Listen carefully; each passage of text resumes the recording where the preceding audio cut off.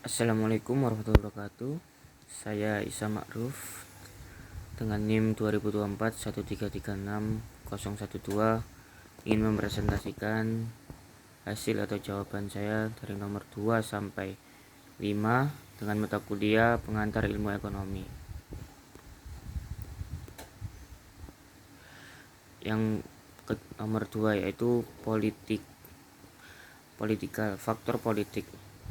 Lingkungan politik memiliki peran strategis dalam membentuk arah perkembangan industri kendaraan listrik karena EV sangat bergantung pada kebijakan transisi energi dan regulasi lingkungan. Pemerintahan berfungsi sebagai enabler melalui regulasi emisi standar kendaraan rendah karbon. Secara kebijakan, yaitu kebijakan bernama pemberlakuan insentif pajak dan pembebasan biaya tertentu untuk kendaraan listrik guna merekam harga jual ke konsumen. 2. Regulasi target penurunan emisi karbon nasional yang mendorong industri otomotif beralih ke teknologi listrik. Kebijakan politik yang konsisten dan pro lingkungan menciptakan iklim investasi yang lebih aman. Yang kedua ada faktor ekonomi. Menurut saya faktor ekonomi yaitu berhubungan langsung dengan struktur biaya dan daya beli pasar kendaraan listrik, yang dimana harga baterai, biaya riset dan pengembangan, serta ketergantungan pada bahan baku mineral strategis masih menjadi tantangan utama dalam penekanan biaya produk EV. Selain itu, kondisi ekonomi mikro seperti inflasi, suku bunga, dan skema pembiayaan sangat mempengaruhi kemampuan dan mekanisme konsumen dalam membeli kendaraan listrik. Contoh dinamika ekonomi yang terjadi saat ini yaitu biaya produksi EV masih lebih tinggi dibanding kendaraan konvensional, terutama akibatnya itu dari baterai dan suku cadang lainnya. Yang kedua ada dukungan pembiayaan hijau dan subsidi pembelian mampu meningkatkan minat beli masyarakat. Meskipun menentukan investasi awal yang besar, dukungan ekonomi yang tepat dapat mempercepat pertumbuhan pasar dan memberikan potensi pengembalian investasi yang menarik. Oke, yang selanjutnya yaitu faktor sosial. Faktor sosial menurut saya mencerminkan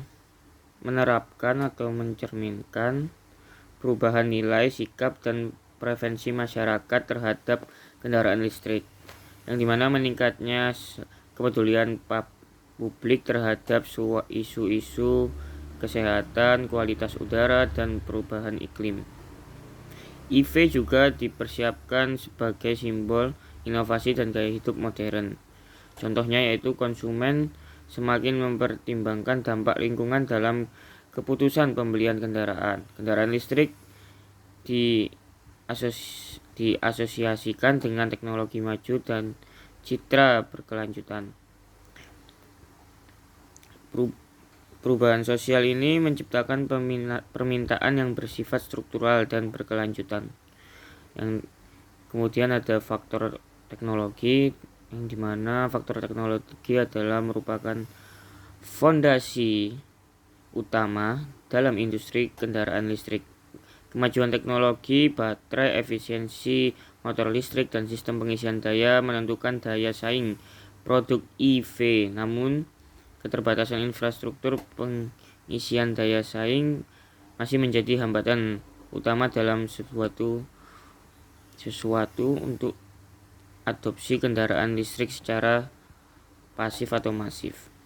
Contoh dinamika teknologi yaitu inovasi baterai generasi baru meningkatkan jarak tempuh dan menurunkan biaya produksi.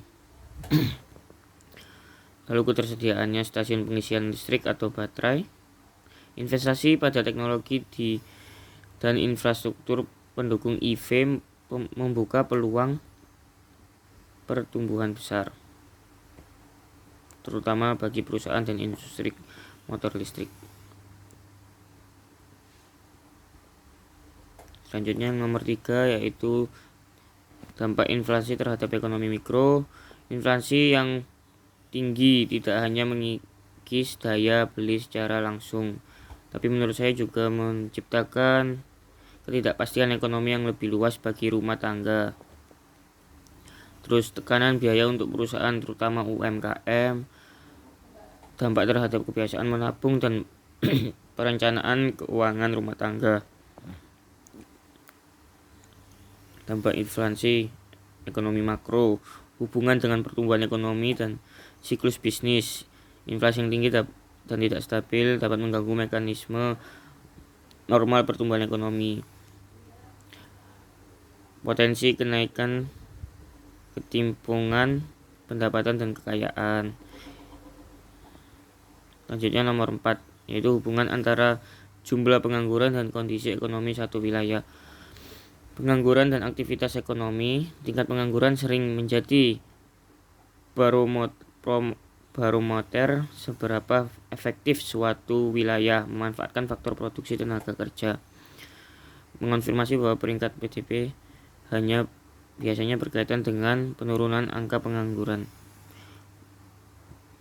Pengangguran dan konsumsi rumah tangga. Ketika individu kehilangan pekerjaan atau terjebak dalam pengangguran jangka panjang, maka untuk konsumsi rumah tangga akan tidak teratur.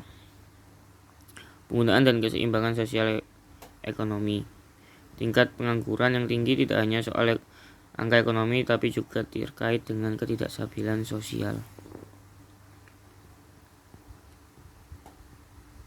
Langkah-langkah strategis untuk mengurangi jumlah pengangguran yaitu pengembangan kebijakan pasar kerja aktif, penyesuaian pendidikan dengan kebutuhan industri, dukungan pada sektor ekonomi kreatif dan UMKM, integrasi teknologi dan digitalisasi dalam penyerapan tenaga kerja.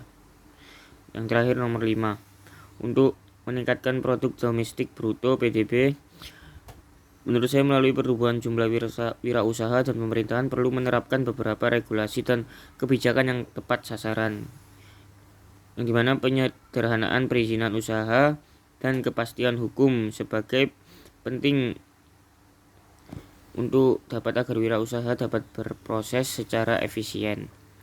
Selain itu, kebijakan pembiayaan harus bersifat selektif dan produktif dengan mempertimbangkan beberapa pertimbangan. Mungkin sekian yang bisa saya sampaikan. Saya mohon maaf jika ada salah kata atau kurang jelas dan kurang baik dalam menyampaikan argumen saya.